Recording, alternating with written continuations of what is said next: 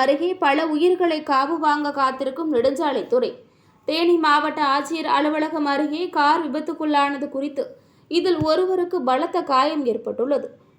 அவரை தேனி மருத்துவக் கல்லூரி மருத்துவமனைக்கு அழைத்து செல்லப்பட்டார். தேனி மதுரை ரோட்டில் நெடுஞ்சாலைத்துறை எந்தவொரு முன் ஏற்பாட்டை செய்யவில்லை. வேகத்தடை உள்ளது என்பதற்கான தகவல் பலகை கூட வைக்கவில்லை. இந்த இடத்தில் வேகத்தடையினால் பல வாகனங்கள் விபத்துக்குள்ளாகின்றன. உயிர் பலி ஏற்படும் முன்னே நெடுஞ்சாலைத்துறை மூலம் இதனை சரி செய்யப்படுமா? பலமுறை நெடுஞ்சாலைத்துறை அதிகாரிகளிடம் புகார் அளித்தும் எந்த பலனில்லை என்பது குறிப்பிடத்தக்கது.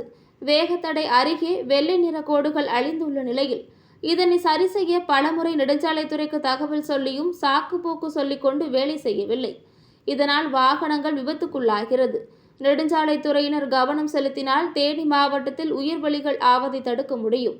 இதனைத் தொடர்ந்து தேனி போக்குவரத்து காவல்துறை ஆய்வாளர் சஜுகுமார் தானாக முன்வந்து உயிர் பலி ஏற்படும் முன்னே வேகத்தடையின் அருகே வெள்ளை கோட்டினை போட்டு வாகன விபத்தை தடுத்ததை பொதுமக்கள் பாராட்டி வருகின்றனர்.